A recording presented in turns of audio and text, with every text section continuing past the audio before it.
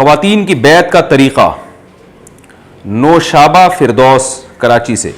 جب کسی سے بیعت ہوتے ہیں تو ان میں کن باتوں کا عہد لیا جاتا ہے، اس بارے میں وضاحت فرما دیں۔ دیکھیے اصل حکم اسلام کا یہ ہے کہ جو صغیرہ اور کبیرہ گناہ ہیں اس سے بچنا ہے، مردوں نے بھی عورتوں نے بھی۔ بیعت ہونا بذات خود یہ کوئی مقصود نہیں ہے۔ آج کل بہت سے لوگ کسی بزرگ سے بیعت ہوتے ہیں اور شریعت کو فالو نہیں کرتے، وہ سمجھتے ہیں بس بیعت ہو گئے تو ہم جنت میں چلے جائیں گے۔ بعض دفعہ جس بزرگ سے بیعت ہو رہے ہوتے ہیں وہ صرف ظاہری لحاظ سے بزرگ ہوتے ہیں، حقیقت میں وہ بزرگ ہی نہیں ہوتے، وہ شریعت کو خود فالو نہیں کر رہے ہوتے۔ تو اصل چیز جس کو فوکس کرنی ہے وہ کیا کرنا ہے کہ کبیرہ گناہوں سے اجتناب اور فرائض و واجبات کی ادائیگی، یہ ہے اصل۔ بیعت نہ ہو پھر بھی اگر اس کو فوکس کر لیا تو جنت میں جائیں گے، اور اگر بیعت ہو گئے اور کبیرہ گناہوں سے اجتناب نہیں کیا یا فرائض واجبات پورے نہیں کیے تو 100 دفعہ بھی بیعت ہو جائیں جنت میں نہیں جائیں گے۔ تو یہ اصول اور ضابطہ ہے۔ لیکن اتنی بات ضرور ہے کہ اگر کوئی شخص یا کوئی عورت کسی متبع سنت سے بزرگ سے بیعت ہو جائے تو اس کی ترقی کا امکان زیادہ ہوتا ہے، کیونکہ انسان جب کسی مصلح کے حوالے اپنے آپ کو کرتا ہے، جیسے اس کی مثال ہے جیسے آپ بیمار ہو گئے، ایک علاج ہے کہ آپ خود ٹوٹ کے گھر میں استعمال کر کے اپنے آپ کو ٹھیک کرنے کی کوشش کرتے ہیں، ایک ہے کسی ڈاکٹر پہ اعتماد کر کے اپنی بیماری اس کو بتاتے ہیں۔ تو جو ڈاکٹر سے علاج کرائے گا اس کی شفا کا امکان زیادہ ہوگا۔ تو اسی طرح ایک طریقہ یہ ہے کہ آپ کے اندر جو برائیاں آپ خود اصلاح کی کوشش کریں، اور ایک طریقہ یہ ہے کہ جو پہلے سے اصلاح کر رہے ہیں معاشرے کی اور وہ معاشرے کی خرابیوں کو بھی سمجھتے ہیں اور وہ خود بزرگ بھی ہیں اور باقاعدہ ان کو اپنے سے پہلے کسی بزرگ سے اجازت ملی ہوئی ہے، یہ اجازت اس بات کی ظاہری علامت ہے کہ یہ اصلاح کے قابل ہیں، لوگوں کی اصلاح کر سکتے ہیں، تو ایسے کسی بزرگ کوئی اگر میسر ہوں تو پھر ان سے بیعت ہونے میں بہت فائدہ ہے۔ اور یہ بیعت کی جو اصل ہے یہ سنت سے ثابت ہے۔ رسول اللہ صلی اللہ علیہ وسلم نے صحابیات کو بیعت کیا اور قرآن نے آپ کو حکم دیا، 28ویں پارے میں ہے، اذا جاءک المؤمنات یبایعنک علی الا یشرکن باللہ شیئا ولا یسرقن ولا یزنین ولا یقتلن اولادہن ولا یأتین ببہتان یفترینہ بین ایدیہن وارجلہن ولا یعصینک فی معروف فبایعہن، کہ جب عورتیں آئیں اور اس بات پہ آپ سے بیعت کریں کہ شرک نہیں کریں گی، اپنی اولاد کا قتل نہیں کریں گی، زنا نہیں کریں گی، کسی پر جھوٹی تہمت نہیں لگائیں گی، چوری نہیں کریں گی اور اللہ کی نافرمانی نہیں کریں گی، تو آپ بھی ان کو بیعت کر لیں۔ تو رسول اللہ صلی اللہ علیہ وسلم سے یہ بیعت ثابت ہے کہ آپ نے خواتین کو بھی بیعت کیا، مردوں کو بھی بیعت کیا، اور یہ بیعت صرف خلافت کی نہیں تھی بلکہ یہ بیعت تھی گناہوں کو چھڑوانے پر، اپنی اصلاح پر۔ تو نبی صلی اللہ علیہ وسلم کے بعد صحابہ کرام میں خلافت والی بیعت کا رواج تو ہوا، اصلاحی بیعت کا رواج ختم ہو گیا۔ اس کی علماء نے حکمت یہ بیان کی ہے کہ اگر وہ اصلاحی بیعت کا سلسلہ جاری رہتا تو بغاوت کا خطرہ تھا، کیونکہ بیعت دونوں کی ایک ہی طریقے سے ہوتی ہے، تو اس بات کا خوف تھا کہ کوئی بھی بیعت کے نام پہ ایک نئی حکومت نہ قائم کر لے اور حکومت کے متوازی حکومت، تو خلفاء نے جو ہے نا اس دوسری بیعت کو ختم کر دیا تاکہ امت میں بغاوت نہ ہو۔ اب وہ بغاوت کا امکان ختم ہو گیا ہے، یعنی اب جو بیعت ہوتی ہے وہ اس طرح سے حکومت سے بیعت لوگ کرتے ہی نہیں ہے کہ پوری عوام ہاتھ میں ہاتھ جا کے بیعت کرے اور یہ کہے کہ ہم آپ کو امیر مانتے ہیں۔ تو اب علماء نے دوبارہ جو ہے نا، اب نہیں بلکہ صدیوں پہلے ہی علماء نے یہ دوبارہ اس بیعت کا آغاز کیا جو رسول اللہ صلی اللہ علیہ وسلم جس کی بنیاد رکھ چکے تھے، اور وہ تھی اصلاحی بیعت۔ تو پھر مشائخ نے، بزرگان دین نے دوبارہ سے اصلاحی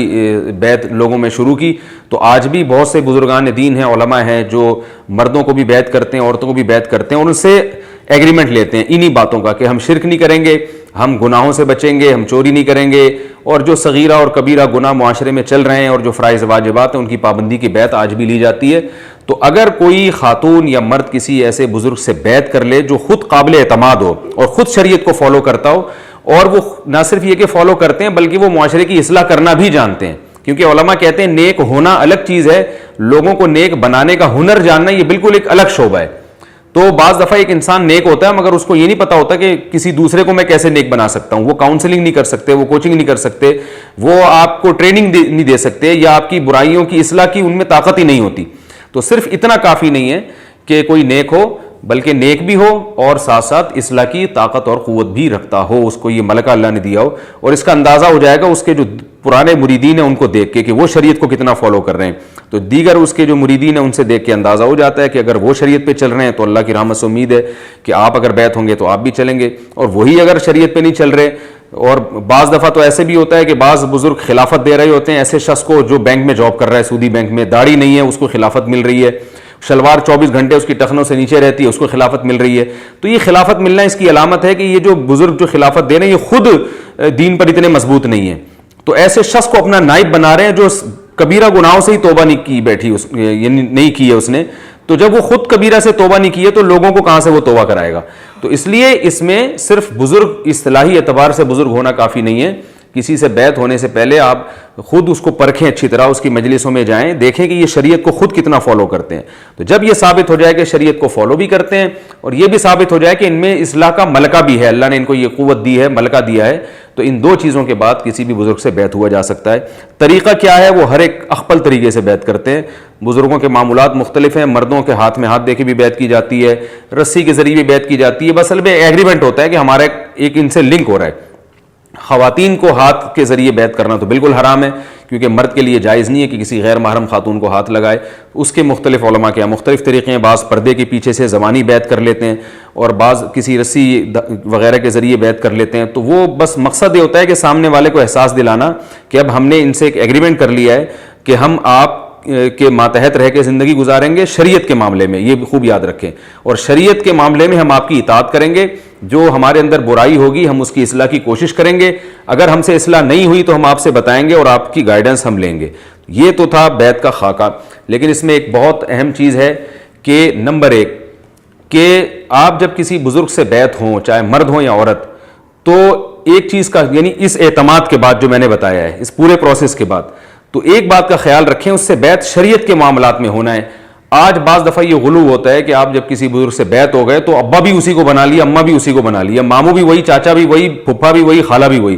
پورے خاندان سے کٹ کے جو ہے نا, جو چیز باپ سے پوچھ کے چلنی تھی وہ بھی بزرگ سے پوچھ کے چل رہے ہیں. رشتے کہاں کرنے ہیں, شادی کہاں کرنی ہے, بزنس کا, یہ تو ابا آپ کو گائیڈ کریں گے نا. اس میں بہو نے ابا کے ساتھ رہنا ہے, بزرگ کے ساتھ تھوڑی رہنا ہے. میرے پاس شکایتیں آتی ہیں, ابا کہہ رہے ہیں بیٹے کی شادی وہاں ہونی چاہیے, بزرگ کہہ رہے ہیں جی وہاں ہونی چاہیے. تو یہ سب چیزیں یہ پھر بے اعتدالی ہیں. شریعت نے جائز کاموں میں والدین کی اطاعت کو واجب قرار دیا ہے, شیخ بزرگ کی اطاعت کو واجب قرار نہیں دیا. شیخ بزرگ کے پیچھے صرف شریعت کو فالو کرنا, شریعت میں اس کو فالو کرنا ہے. بال سر پہ رکھنے ہیں کہ ٹینڈ کرا کے رہنی ہے, کرتا کلیوں والا پہننا ہے, پجامہ پہننا ہے, شلوار پہننی ہے, کپڑے کا کلر کیسا ہونا چاہیے, وائٹ کلر کے پہننے, یہ شیخ سے نہیں پوچھا جائے گا, یہ ابا سے پوچھا جائے گا, اماں سے پوچھا جائے گا. ابو آپ کو کیسے کپڑے اچھے لگتے ہیں, اماں یا شوہر ہے تو بیوی سے پوچھے کہ میرے سر پہ آپ بال دیکھنا چاہتی ہو یا ٹینڈ دیکھنا چاہتی ہو. تو یہ بیوی کا ہیڈک ہے نا, بیوی تو شوہر کے سر پہ بال دیکھنا چاہتی ہے وہ. اب شیخ صاحب نے ٹینڈ کرا دی, بیگم کو ٹینڈ اچھی نہیں لگ رہی, تو اسلام تو پہلے اس معاملے میں بیوی کو فوکس کرنے کا حکم دے رہا ہے کہ وہ جیسے عورت کو حکم ہے کہ وہ شوہر کے لیے زینت اختیار کرے, تو شوہر کو بھی حکم ہے کہ وہ بیوی کے لیے زینت اختیار کرے. یعنی کم از کم زینت نہیں اختیار کر سکتا تو اپنا حلیہ تو نہ بگاڑے نا. تو آج ان چیزوں میں غلو بہت ہو رہا ہے. تو شیخ بنانا ہے کسی کو, یقیناً اس کا بہت فائدہ ہے. جتنے بڑے بڑے علماء بزرگان دین دنیا میں گزرے ہیں جن سے اللہ نے بڑا کام لیا, وہ بیعت تھے باقاعدہ تصوف میں, اور ان کے مشائخ تھے اور انہوں نے ان سے اصلاحی تعلق قائم کیا. جتنے بڑے بڑے علماء آپ یعنی دنیا میں گزرے ہیں نا, کوئی بھی ایسا نہیں تھا جس کا کسی سے اصلاحی تعلق نہ ہو. تو ہر کسی کامیاب مجدد جتنے بھی گزرے ان کے پیچھے کسی کوئی بزرگ ہوتے ہیں جو ان کو گائیڈ کر رہے ہوتے ہیں. وہ بے لگام اونٹ کی طرح نہیں تھے کہ بس اٹھے اور ایک نیا فتنہ کھڑا کر دیا لوگوں میں, ایسا نہیں تھا. تو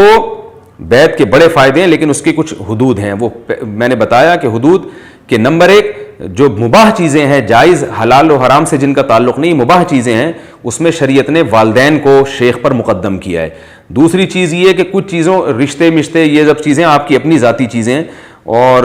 اس میں بھی گھر والوں کو آپ نے ترجیح دینی ہے. کاروبار کیا کرنا ہے, یہ سب چیزیں دنیا کے معاملات ہیں. اس میں شیخ آپ کو گائیڈنس نہیں دے سکتا. وہ کوئی تاجر تھوڑی ہے جو آپ کی جو ہے نا, وہ اگر کوئی تاجر ہو تو بطور تجارت کے اس سے مشورہ لیا جا سکتا ہے, اور وہ بھی مشورہ ہوگا, اس میں بھی شیخ کا آرڈر ماننا ضروری نہیں ہے. یہ بھی خوب اچھی طرح ذہن میں رکھیں.